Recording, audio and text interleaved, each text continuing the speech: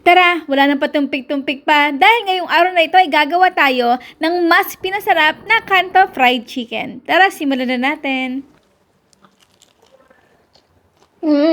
Napakalaki na itong ating nabiling whole chicken. Ito ay may kulang-kulang ng 2 kilos. So, hihiwain na natin yung pinakagitna nito. Okay. Gupitin natin dito yung buto. Papatob naman natin ito. At ipabuka natin nang papunta sa ating yung kamay. Pati itong hita, babalik natin pinakabuto. Medyo may pagkamadulas talaga yung ating manok at i-dry lang natin ito gamit ang tissue. Pati yung pinakalikod. At yung ating next na gagawin ay bubutasan na natin or hihiwain yung pinakalaman nito para lahat ng mga ingredients na ilalagay natin dito ay manuot talaga at pumasok sa loob ng ating manok. At sa ating pampalasa, meron ako dito yung ginger, pampatanggal na lang. So, nalinis ko na ito yung balat at i-grate lang natin ito. Pinuhin. Kakailangan din na natin dito ng mga 2 to 3 teaspoon. 1 tablespoon ng garlic paste, asin, paminta, paprika, patis, ayan, huwag kalimutan. At since almost 2 kilo yung ating 1 whole chicken, ay maglalagay ako dito ng mga at least half cup ng calamansi juice or calamansi juice or lime. At ang ating last ingredients, ito ay optional lang, pero I highly recommend kung meron kayong mga chikiting kasi nasubukan ko na to dati at napakasarap. Honey, mga 2 to 3 tablespoon.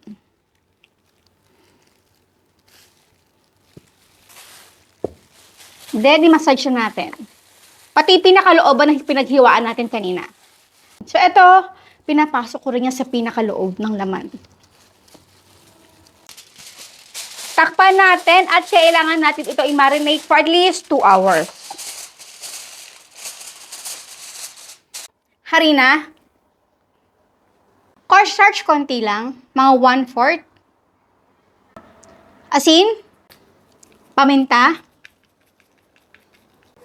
Paprika. Haluin mo muna natin ito ng maigi.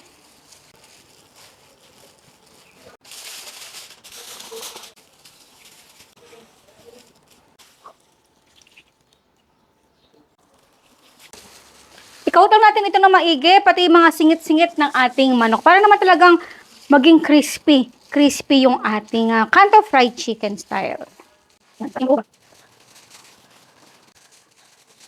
Galin lang natin yung pinaka-excess flour natin.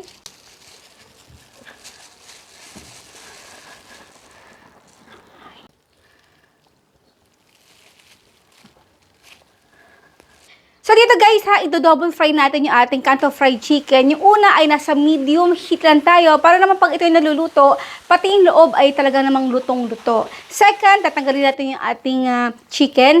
Over high heat ay tsaka natin ito pipirituhin ulit para naman yung pinakalabas ng ating chicken ay mas maging crispy pa.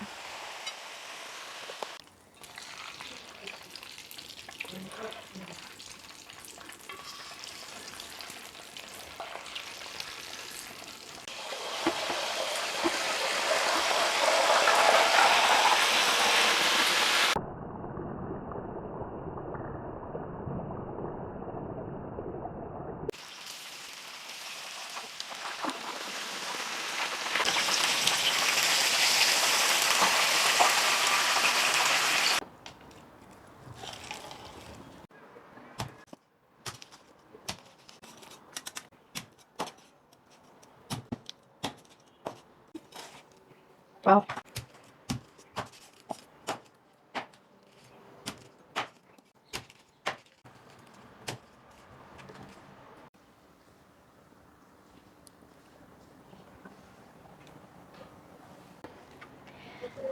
And now it's done, our Kanto Fried Chicken. Oh guys, napakasarap. Ang bango.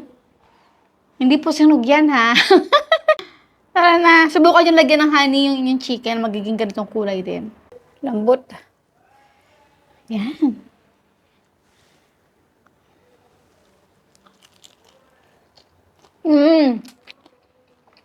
Mm.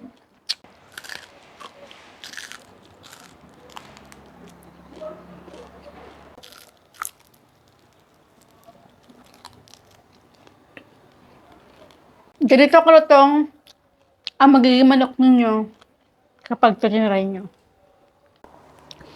So, yan po guys. Maraming po salamat sa inyo lahat ng ating outro. Keep safe, be healthy, and be happy. Bye! Harap!